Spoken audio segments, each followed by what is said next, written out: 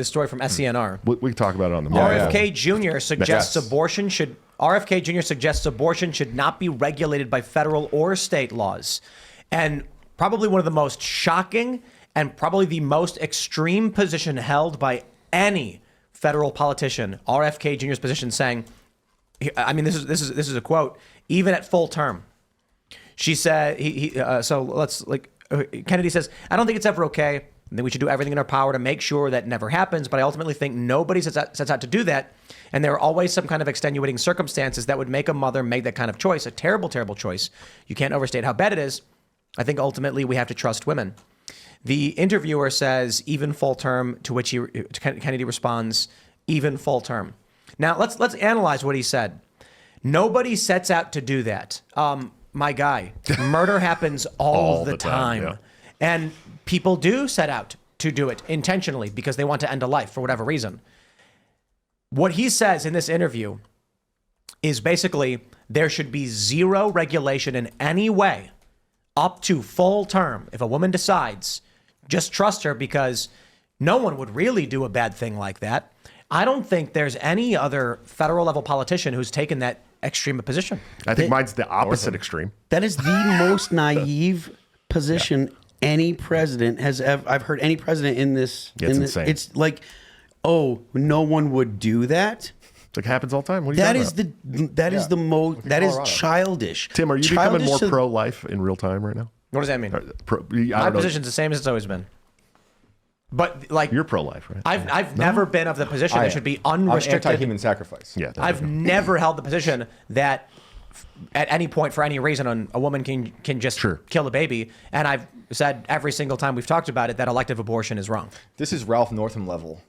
Like, we'll keep him calm. This is beyond. It's worse. It's crazy. Ralph Northam, he was saying, what it really there's is some is regulation in that. Yeah. What it is cowardice. It's because he's afraid to say anything that would offend the Democrats or the pro-abortion lobby. So he has to go so hard in the other direction to win them back because they think he's a conspiracy theorist. I mean, he's unacceptable anyways. Like, he's unacceptable across the board. Totally. All of the stuff all of the things that people like about him are positions that he's come to in the past 2 years because of COVID. That's why I also don't trust that is unacceptable. In 2021, he was still stumping for lockdowns for brainworms. Get out of here. Environmental reasons. He's Hollywood Catholic. Yeah. Just like Biden.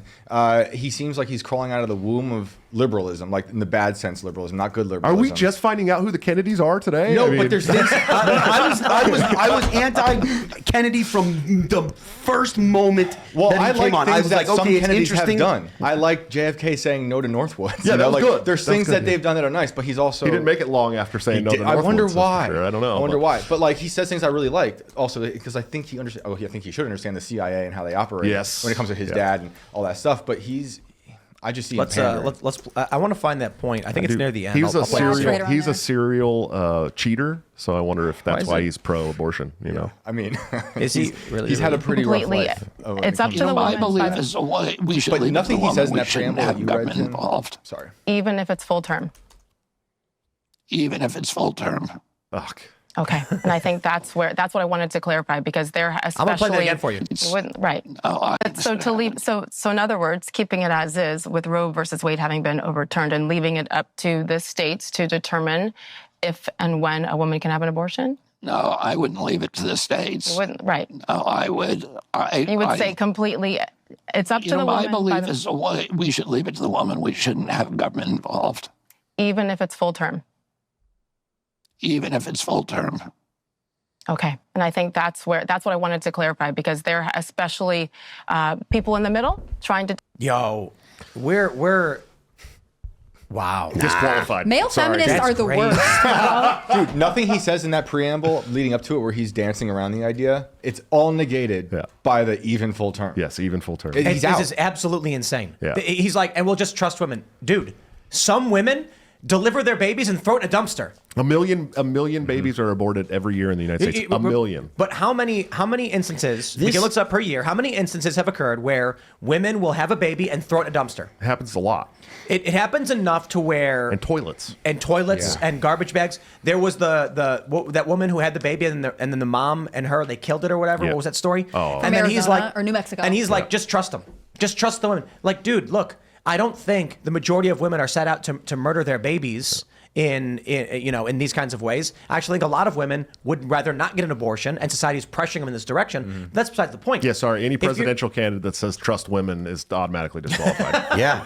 Well, I think But if the point is, he's like, well, no one really wants to do this. I'm like, yo, some guy in New York threw a belt around a woman's neck, dragged her behind a car, and then raped her. Is that what happened? That was crazy. Yeah. Like, on video. It's on there video. are people who do want to do these awful things. Yeah. That's what government does. Right. But hey, I'll give it to this. It's very libertarian, right? And I mean this in the most dry sense. I disagree. In the dry sense of the anti-government word, the government being like, we literally just won't even enforce laws.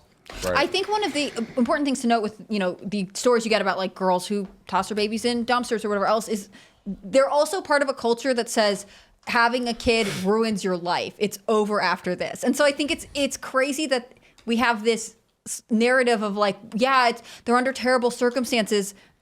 Quote from RFK, when actually the terrible circumstances are like, you might not get to go to college. You might have to take on more responsibility at a young age. Like, it's not common.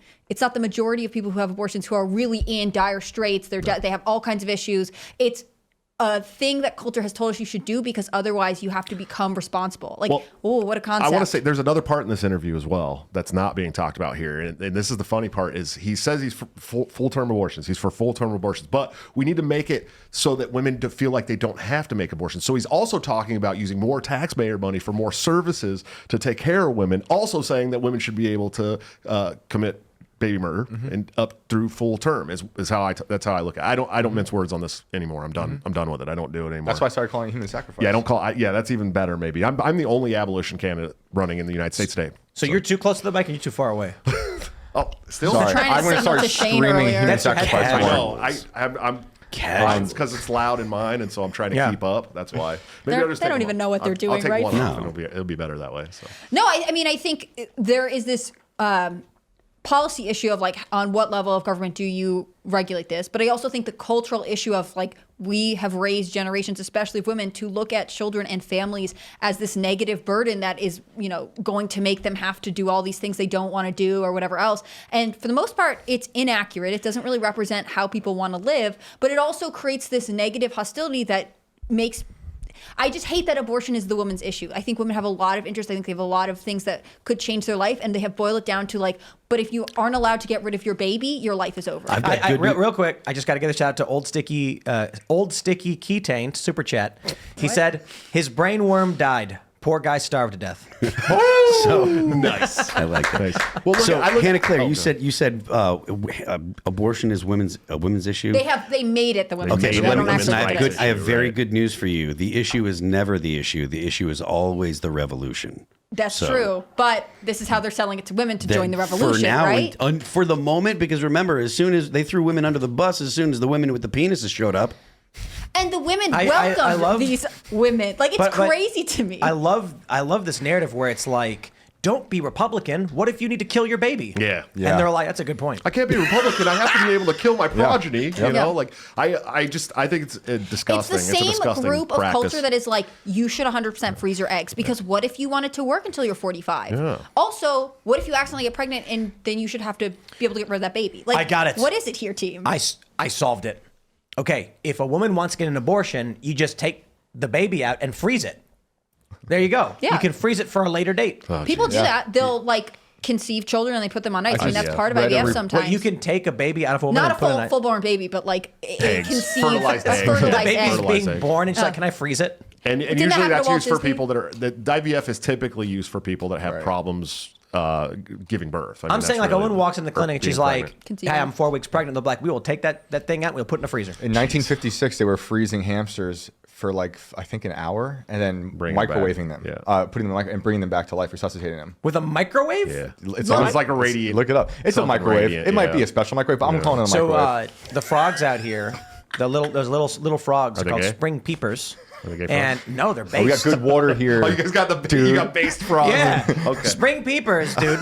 These are little 1-inch frogs, and they scream really loud. Oh, geez. They're basically yelling at the ladies, but they have super high glucose in their blood, so they don't freeze. They just slow down and then don't move, and then when it gets warm, they just come right back. Wow, that's pretty wild. That's based. How do we change so I don't. We got to think put the sugar in the baby when it's born, and then put it in the freezer. Put it in the freezer and a microwave. I think it's going to be impossible to change abortion from the top down. Although I think we need to get rid of human sacrifice. I think we need to do it, but I don't know if it's going to fix everything overnight. Like, how do you do the cultural from the bottom up? I look at the government. Look, so as a libertarian, I think the only libertarian position is that if a government must exist, it has to exist to protect the life and rights of its citizens. That's it. I mean, that's what the government should do. And the right to life extends to all people, including the unborn child. Okay, right. So like a government should say that it should be illegal to murder. I agree with you. I feel like outlawing it, which I agree with, will cause deranged people to do it more in other ways. It should be dangerous. So let me ask you a couple questions. Let's say there's a person and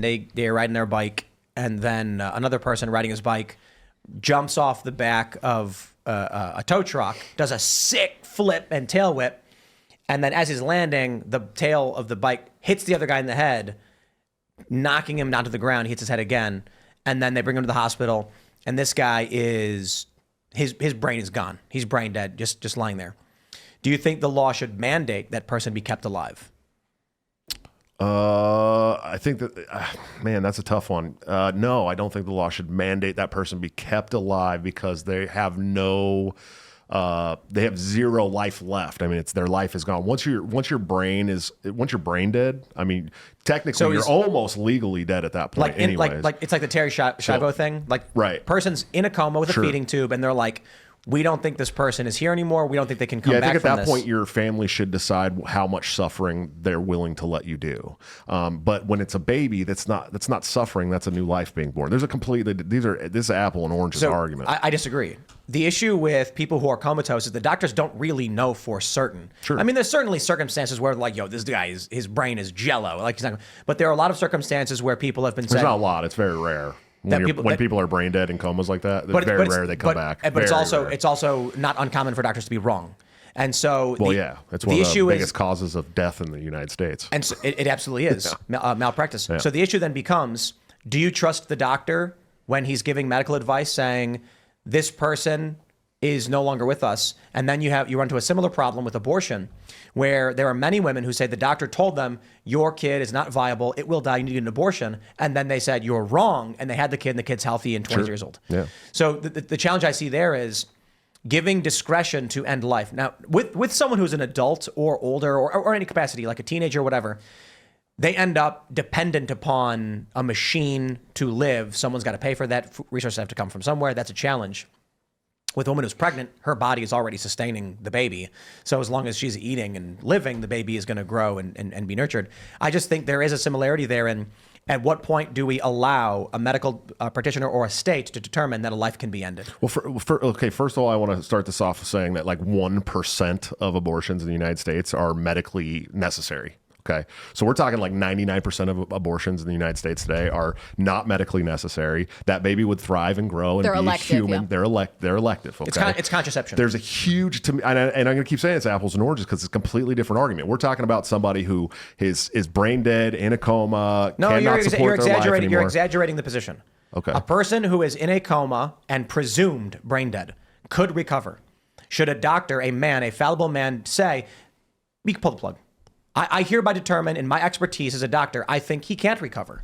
And then we're supposed to take his word for it. That's the issue.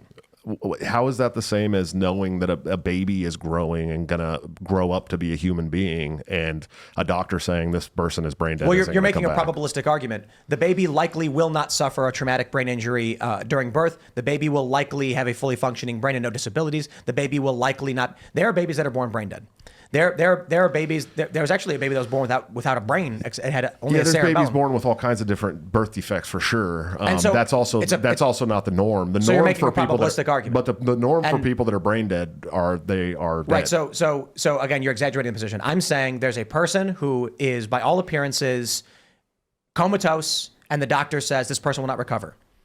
I'm not saying that I'm saying there's a chance. We don't know. The person could recover. It's happened.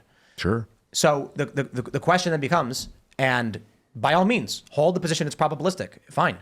If there is a 10% chance the person recovers, do we say you can't kill him? If it's a 0.001% chance, well, I certainly wouldn't say that we should kill somebody with a 99% chance of survival like we would with 99% of the babies that are right. But if aborted. It's a 99% chance of death, you're okay with it.